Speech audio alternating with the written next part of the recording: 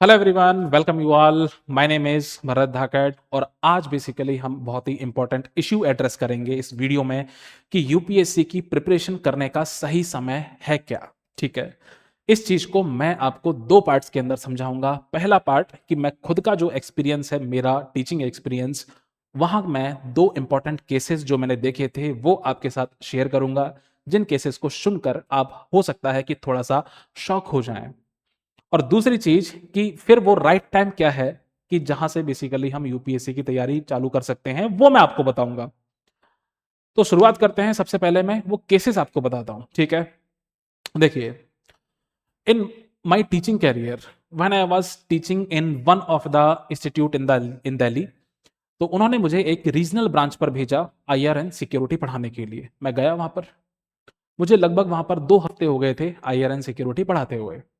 उसके बाद एक दिन मैंने ऐसे ही क्लास में जो स्टूडेंट्स बैठे हुए थे उनसे मैंने ऐसे ही पूछ लिया कि यार आप अपना एजुकेशनल बैकग्राउंड बताइए एक एक करके। और जो एजुकेशनल बैकग्राउंड उन लोगों ने बताया था वो लगभग कॉमन सा ही था कि कोई ह्यूमैनिटीज से है, कोई साइंस से है, कोई ग्रेजुएशन कर चुका है, या फिर कोई कर रहा है, या फिर कोई मास्टर्स है, नॉर्मल सा जो हम सुनते आए हैं। ठीक है, एक शॉकिंग चीज उस वक्त मेरे साथ हुई।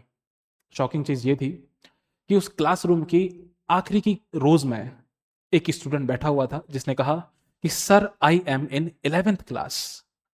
मैंने कहा क्या बोल रहा है भाई, 11th क्लास? मैंने दोबारा पूछा तो वो मुस्कुरा दिया, मैं भी मुस्कुरा गया, क्लास के जो स्टूडेंट्स थे वो हंसने लगे। क्योंकि ये लगभग वैसा ही केस है जैसा आज की डेट में आप वैभव सूर्यवंशी को देखते हो कि टीम में एक से एक सीनियर प्लेयर हैं, अभिषेक शर्मा है, संजू सैमसन है। ठीक है, उन सब के बीच में Vaibhav Suryavanshi is about to debut the international cricket. तो मुझे लगा, मैंने उससे पूछा, मैंने कहा यार दिस इज टू अर्ली यार, अभी आप 11th में आए हो, आप 12th पास करोगे, फिर 3 साल का मिनिमम आप ग्रेजुएशन पास करोगे। ठीक है, दैट मीन्स अब approximately 5 years are year. Okay,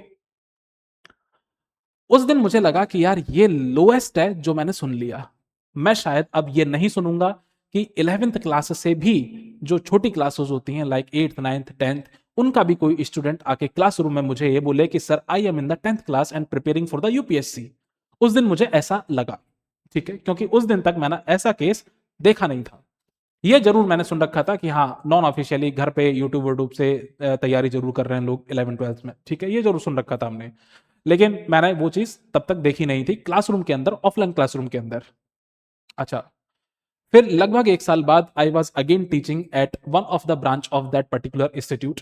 ठीक है, तो सेशन चालू हुआ था, ज्योग्राफी मेरा सब्जेक्ट था उस वक्त।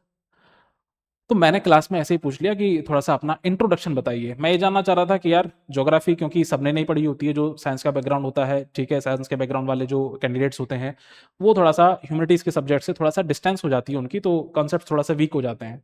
तो मैंने ऐसे ही पूछ लिया। एंड यू नो व्हाट, कि एक मुझे वहां पर एक शॉकिंग चीज फिर से सुनने को मिली। And I was totally shocked at that time.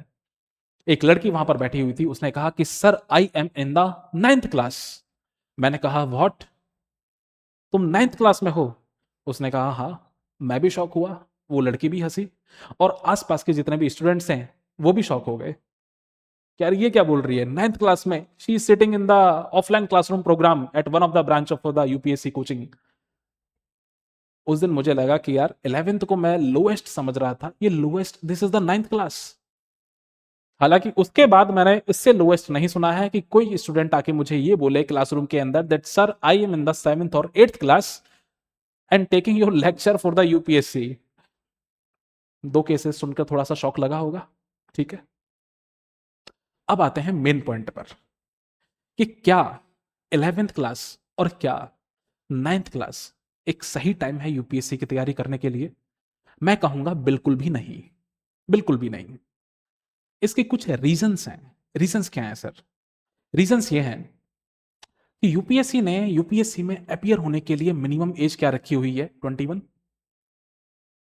UPSC को भी पता है कि आप जिस एग्जाम की तैयारी कर रहे हो उसमें बेसिकली आपको जिला चलाना है, and to run a district you need some mental toughness and mental maturity, कि आप various various sections of society को डील कर पाए, सोसाइटी के या फिर एडमिनिस्ट्रेशन के वेरियस चैलेंजेस को आप झेल पाए। 9वीं क्लास के स्टूडेंट से आप क्या एक्सपेक्ट करते हो? क्या ही उसमें एक मैच्योरिटी डेवलप हुई होगी?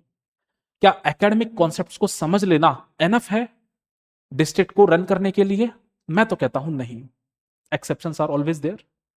कि क्या एक 11th क्लास का बच्चा, 11th क्लास का स्टूडेंट एनफ है डिस्ट्रिक्ट रन करने के लिए? नहीं।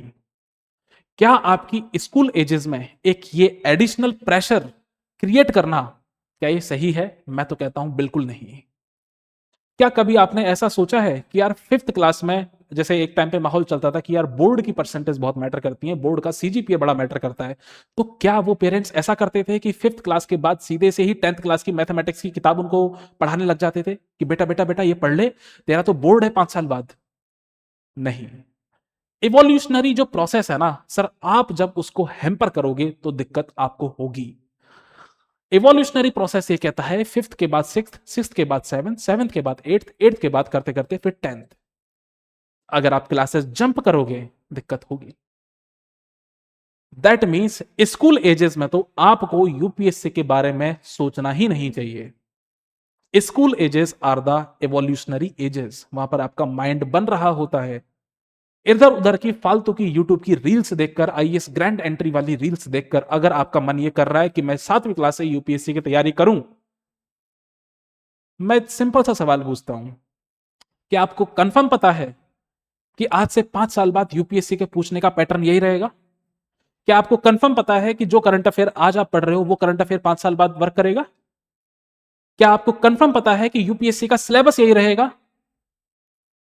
5 साल में यूपीएससी का जो पूछने का पैटर्न है वो कहां से कहां पहुंच जाता है। 2018 में पैटर्न कुछ था, 2024 में कहीं पहुंच गया, 2026 में कहीं पहुंच गया। यूपीएससी प्रीलिम्स का जो पैटर्न है वो हर साल इतना सरप्राइजिंग होता जा रहा है, और आप कहते हो कि 4 साल से तैयारी करूंगा, 4 साल पहले से। No, this is totally a fraud. This is totally completely a fraud strategy. आप सबसे पहले अपनी स्कूलिंग खत्म कीजिए। हाँ, ये हो सकता है कि आपने माइंड के अंदर अपना एक विजन डाल लिया हो कि हाँ मुझे यूपीएससी अपियर करना है, that is good. But showing this much of seriousness कि यार you are joining the classroom programs and you are sitting in the classroom programs and attending the lectures, कोई मतलब नहीं है सर उसका। यूपीएससी को एक लेवल ऑफ मैच्योरिटी चाहिए अपने आंसर्स के अंदर, वो मैच्योरिटी आप ला ही नहीं पाओगे। आप बेसिकली 11th क्लास के अंदर आपने फॉर एग्जाम्पल 1 साल का फाउंडेशन कोर्स कर लिया, आपने आंसर लिखने का ट्राई किया मेंस का आंसर, क्या वो आंसर आपका उस इंसान से मैच कर पाएगा जो 2 अटेम्प्ट दे चुका है? नहीं मैच कर पाएगा। क्यों फालतू की जिद पाल रहे हो आप? Then what is the right time? आप सबसे पहले ग्रेजुएशन में एंट्री लीजिए। ग्रेजुएशन में मान के चल रहा हूं फॉर एग्जाम्पल कि 3 साल की आप ग्रेजुएशन कर रहे हो। उस 3 साल की ग्रेजुएशन में first year of the graduation आप लगाइए कि यूपीएससी की डिमांड क्या है, किस टाइप की सोच यूपीएससी चाहती है, वो एनालिटिकल थिंकिंग आप डेवलप करने में 1 साल लीजिए। जब आप क्लासरूम प्रोग्राम से किसी भी कोचिंग में आप जब एनरोल करते हो तो आपको क्या बोला जाता है? यही बोला जाता है ना कि बेसिकली एनसीईआरटी पे फोकस करो। So this is the right time in the first year to create a solid foundation by reading the NCERTs, ताकि जब आप बेसिकली कोचिंग अटेंड करो तो कम से कम जो वहां पर फैकल्टीज हैं पढ़ाने वाली, उनकी जो मैच्योरिटी, उनका जो लेवल है उसको आप मैच करके चीजों को समझ पाओ। अदरवाइज चीजें ऊपर से जाएंगी।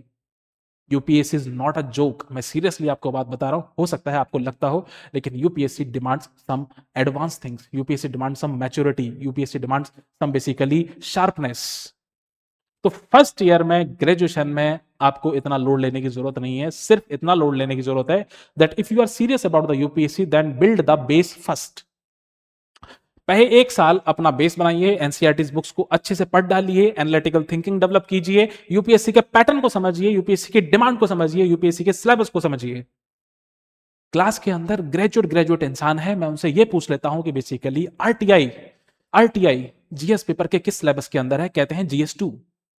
सोचिए सर, आपको यही नहीं पता बेसिकली कि आरटीआई जीएस 2 में आता है कि जीएस 4 में आता है, और आप अपने आप को एक एस्पिरेंट कह रहे हो, और आप कह रहे हो कि मैं 4 साल पहले यूपीएससी की तैयारी करूंगा। No, this is not the right thing.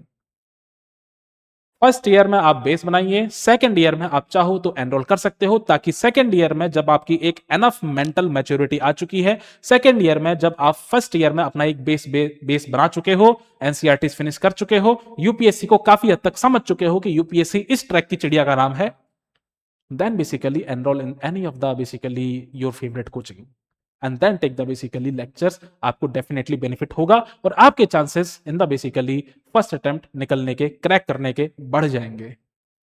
4 साल पहले बेसिकली तैयारी करने से कुछ नहीं होगा।